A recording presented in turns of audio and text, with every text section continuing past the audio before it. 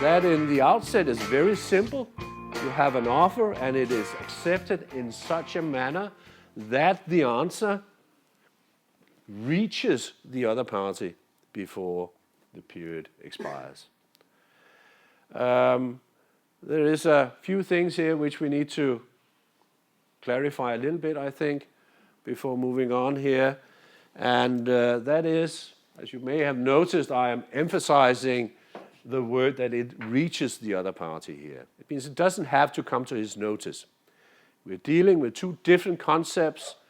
We have some communications which will have the legal consequence.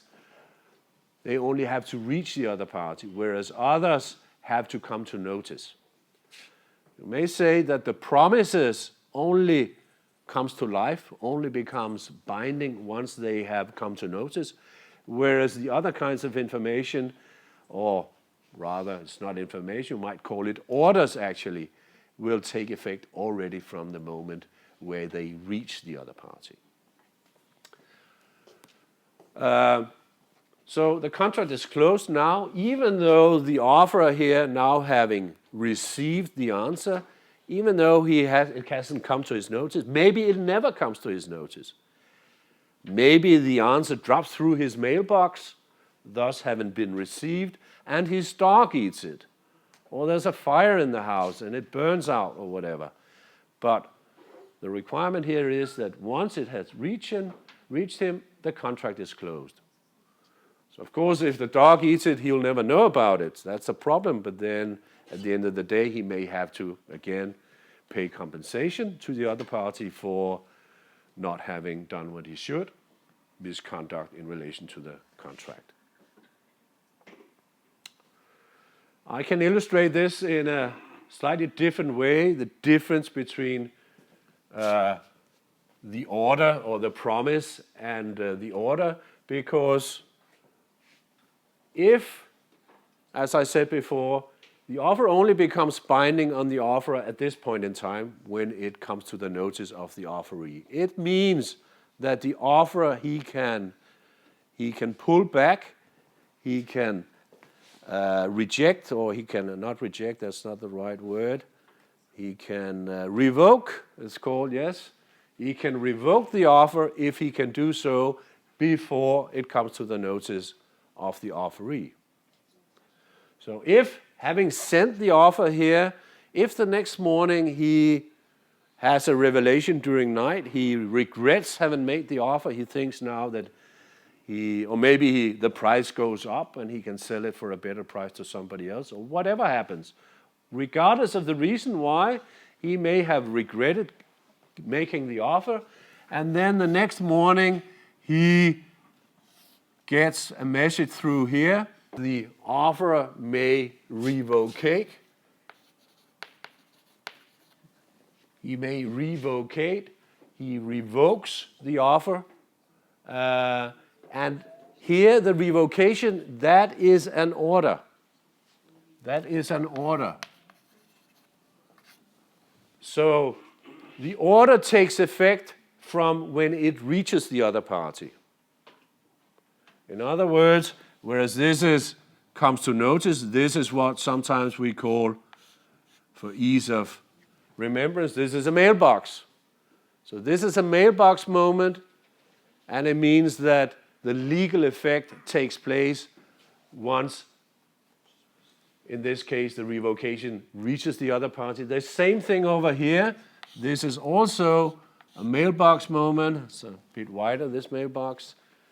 So that this would, once it reaches the offerer, the contract is closed, regardless of whether it comes to his notice anytime soon or ever for that matter. Same thing about the revocation here. As long as the revocation has reached the other party, even though he never sees it. Of course, there may be problems proving the facts here, but if it has reached the other party before or at latest at the same time as the offer has come to his notice, it will lapse. This follows this whole system, and the understanding about these two concepts of having reached or having come to notice we can see in section 7, which is quite important. It is a short section here, but quite important. It says here that an offer or a reply, because as I said, the reply over here, this is the reply. The reply is also a promise. The promise is from the offeree. He now promises, yes, I will pay the money, I will take delivery, whatever he's supposed to do according to the contract. He is promising to do that. And so this is a promise, as well as the offer is a promise. But it is also an order. It is also an order, because it is also an order where the offeree, he now orders the offerer to say, well, now I am holding you to your offer. As soon as this reaches you before the period expires, you are now bound by your offer, and the contract is closed. But the same way as we saw over here, the offeree, he may now also revocate his promise. As long as this has not come to notice, until here it comes to notice, he may still cancel the contract, you might say. He can still revoke his promise. But the order is effective in relation to the offerer as soon as it reaches him. So he can't do anything at this point in time. Actually, already he is out of the game from this point in time. He is now bound by his promise until the period expires.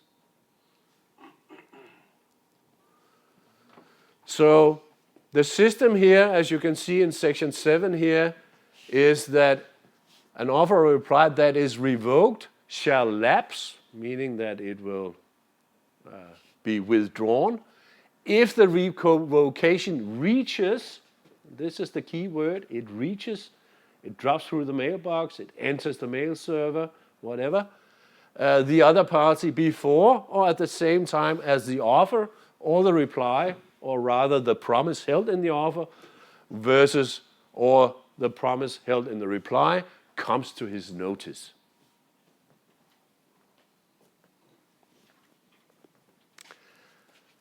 So on first glance, it may look more complicated than it actually is.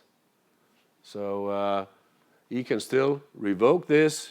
Why should he do so? Well, he may do for various reasons. But this is the outset of the system, actually.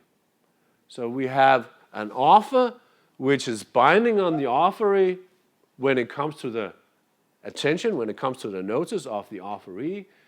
It is binding within a certain period, which is the period of acceptance, in such a manner that a contract may be closed if and when the offeree manages to make a reply, which of course has to be in correspondence with the offer and has to reach the offerer before the period of acceptance expires. That's the outset of this system. Then there are a few more details, which we'll come back to shortly. Any questions at this point?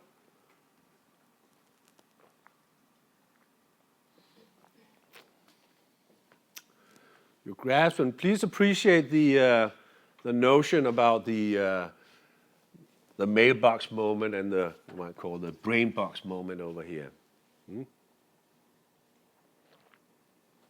The order takes effect already when it reaches, whereas the promise is, as I say, if you lie in bed at night and you whisper about your eternal love to your pillow, it has no effect.